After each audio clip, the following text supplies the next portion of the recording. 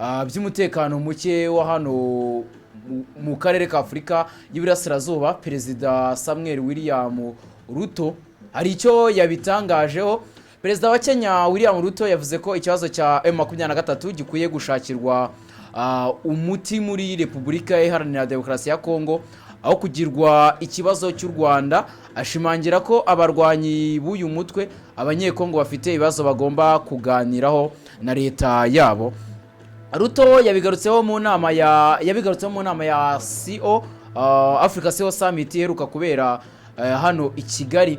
N'amagambo yavuze mu gihe leta ya Repubulika Iharanira Demokarasi ya Kongo ikomeje gushinja u Rwanda gutera inkunga mutwe wa M23, ibintu u Rwanda bakomeje guhakana. Yongeye gusubiramo agira ati nk'abakuru b'ibihugu twabajije tuti ese abantu ba M23 n'abanyarwanda cyane abanyekongo. Repubulika ya Demokarasi ya Kongo ivuga ko ari abanyekongo. Niba rero ari abanyekongo ni gute ikibazo cy'u Rwanda ni gute ikibazo cya Paul Kagame. Perezida Paul Kagame nawe akunze kuvuga ko abarwanyi ba M23 ari abanyekongo bagomba guhabwa uburenganzira bwabo nk'abaturage ba Repubulika ya Demokarasi ya Kongo, ndetse ko ibibazo byabo bikwiye gukemurwa binyuze mu biganiro na leta y'Kinshasa.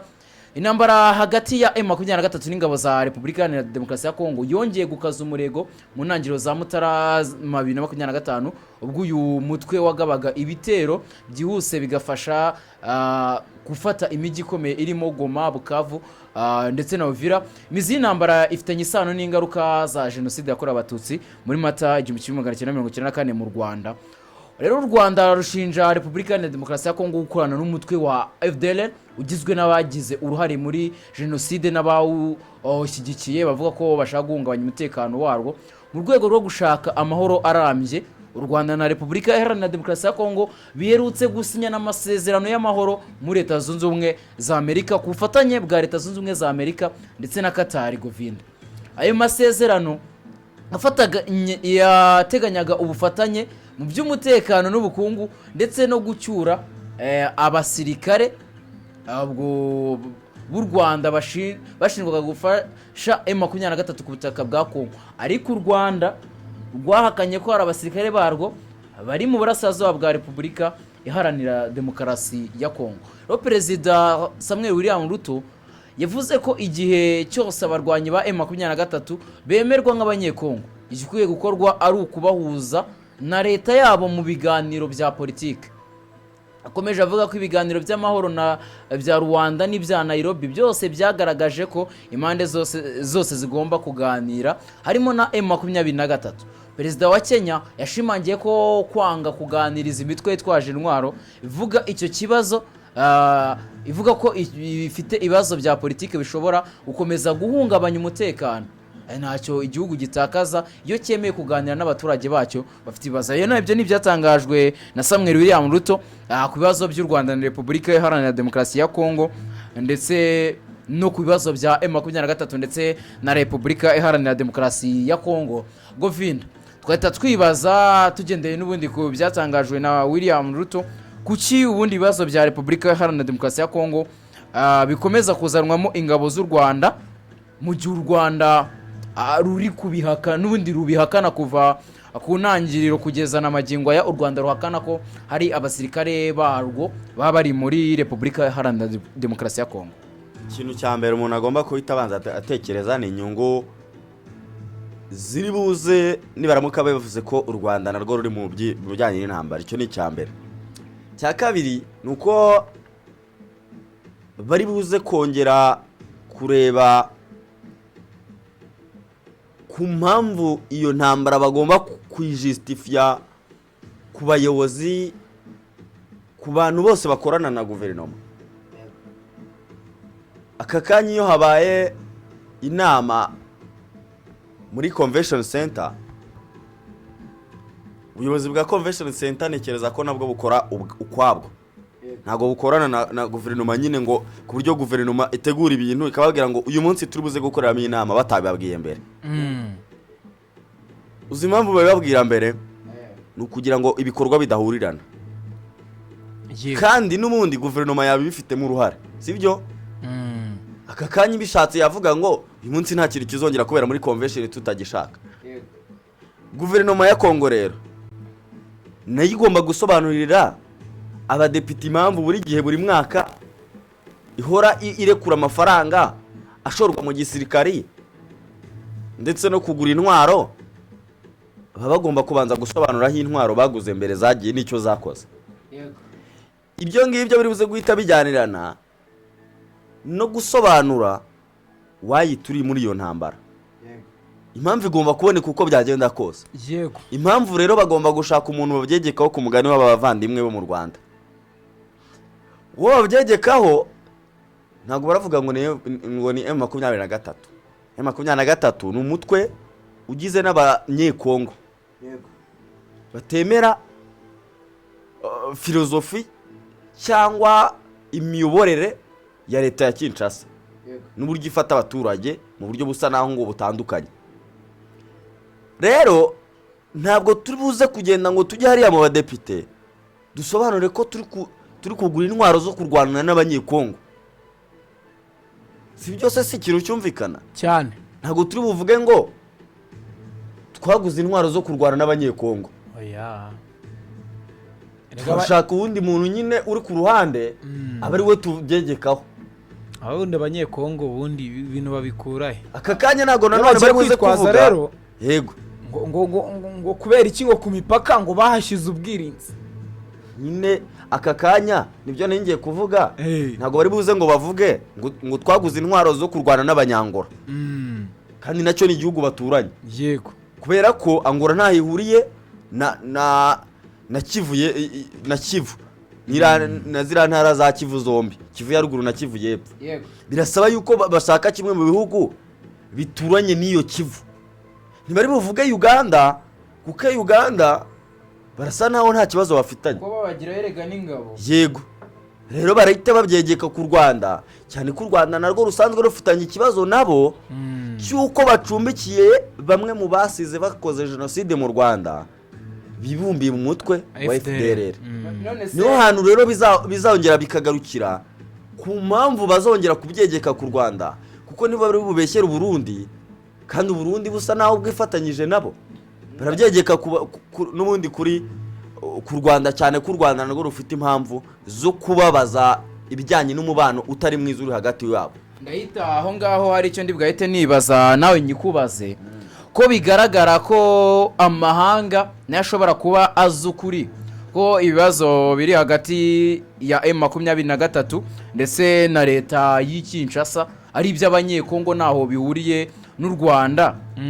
Ndahita aho ngaho ndahita nkubaza ikibazo Govinda ahubwo na Ivan umbwire kuki n'ubundi abajya mu buhuza bahita bazanamo u Rwanda ko narwo rugomba kujya muri ibyo biganiro nyamara mu gihe bigaragara ko ibibazo biri hariya muri Repubulika Iharanira Demokarasi ya Kongo ari iby'abanyekongo ubwabo. Kakanya umuntu arahita yongera kweruka kuri ya ngingo navuze navuze ibintu bibiri bishobora gutuma abantu u Rwanda n'igihugu cya Repubulika Iharanira Demokarasi ya Kongo bagirana ibibazo ariko by'intambara. Impamvu ya mbere navuze ndayisubiramo inyungu ziri buze kuva hagati yo guhuza aba bantu. Yego. Icyambere ingabo za MONUSCO ntabwo ziriba muri Kongo kuva za 2012 na 3 barwana na M23 ubwo no kuva baje ko hakiri ingabo za Radezire Nkunda. Ako kanya ruze guhita ureba ese izo ngabo zakoze iki ko n'ubu zikirwanira kuhaguma. Nta kintu na kimwe zakemuye. Niba rero ntacyo zakemuye ese ingabo za Leta Zunze Ubumwe za Amerika nubwo zitari nyinshi zahaje n'iz'umuryango wa Afurika wunze ubumwe n'izo muri za Komesa ingabo zo mu bice bitandukanye za East Africa ko zagiyeyo intambara yaragabanutse cyangwa nibwo yiyongeye? Erega Govinda reka duhita tujyana aka kantu dusubiza icyo kibazo.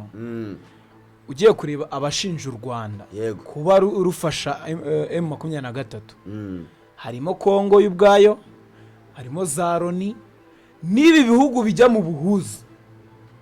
yego Ibi bijya mu buhuza bishinja u Rwanda. byose akandi kantu n'undi kari busapotinga iyo ngingo. Buri muntu wese ushinja u Rwanda gufatanya na AFCM 23 n'ubundi nuza mu buhuza, n'ubundi ahubwo usanga ku ruhande afite ikibazo n'u Rwanda. yego Kimwe runaka rwose usanga afitanye ikibazo n'u Rwanda. Ati gute? Igihugu cy'u Burundi gifitanye ibibazo n'u Rwanda cyane ko n'aka kanya umupaka warwo bamaze kuwufunga. yego. Igihugu cy'u Bubiligi gifitanye ibibazo n'u Rwanda, aka kanya ambasade ntizikorana. dore u Rwanda rwaciye umubano n'igihugu cy'Ububiligi. Yego. Leta Zunze Ubumwe za Amerika aka kanya yamaze gushyira bimwe mu bice by'u Rwanda mu kato, ndetse banabuza bamwe mu bene gihugu babo kuza mu duce tumwe na tumwe tw'u Rwanda turimo n'uduce dusurwa na ba mukerarugendo benshi. Yego. Tw'u Rwanda. UN yabanje gushinjwa n'u Rwanda ko yatereranye igihugu mu bihe bya jenoside, nubwo nyuma baje kugeraho bakabyemera bagasaba n'imbabazi, ariko iyo bifu ntiyabura kubirimo. Yego. Igihugu cy'Ubufaransa memu n'ubundi gishinjwa kimwe n'ibyo ngibyo bya UN yuko ntacyo cyakoze kugira ngo bahagarike jenoside.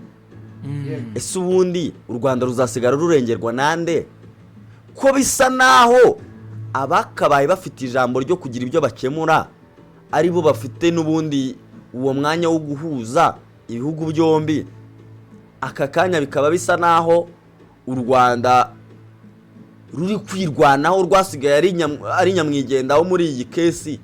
Bibuze gusa naho birangira bite ko tubona abakabaye bazana uwo muti w'ubuhuza birangira ari bo babaye ahubwo ikibazo, cyane ko baza bikurikirira inyungu zabo bwite.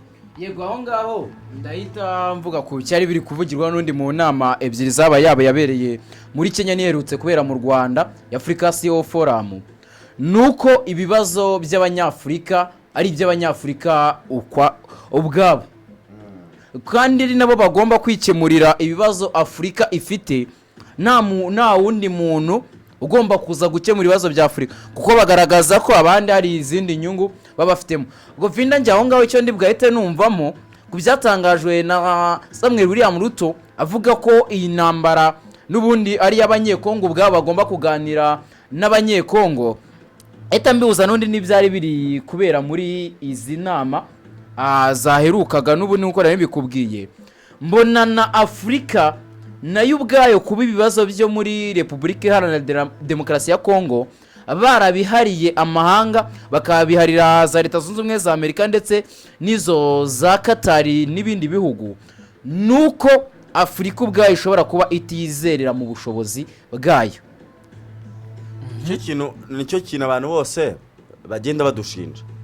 Mu nama yahuje igihugu cy'Ubufaransa na Africa Forward Summit, Perezida Macron yavuze ngo iki?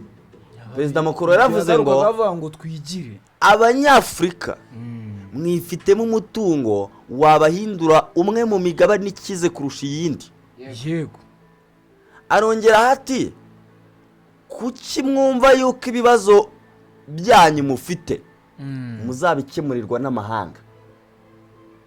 Kuki mwumva yuko niba mufite ikibazo bizasaba yuko hazamo ibindi bihugu? Kuki mwumva ko bizasaba yuko hazamo abandi bayobozi bo mu mahanga kugira ngo baze babakemurire bya bibazo, kandi ari mwe mwifitemo ibisubizo byo kuba mwarwana n'ibyo bibazo bikarangira? Nyine naho n'ikibazo kiva. None se u Rwanda na Kongo Amerika izaza ibyunge gute kandi iri gushaka inyungu muri Kongo? Biragoye. Nyine izahita yisanga yafashe uruhande. Yego, ubwo aho ngaho ibyo turi kwavuga kugira duhite tujya mu burasirazuba bwa Repubulika Iharanira Demokarasi ya Kongo barimo n'ubundi n'inkuru ku ntambara n'ibiki. Aho icyo navuga kuri ibi ngibi byavuzwe na Samuel William Ruto, ubwo isomo dukuyemo ibibazo byo muri Repubulika ya Demokarasi ya Kongo n'ibyo abanyekongo ubwabo bagomba kubikemura nk'abanyekongo bakabiganiraho ubwabo nk'abanyekongo. Reka ubundi tujye mu makuru yandi yo kuvuga muri Repubulika iharanira demokarasi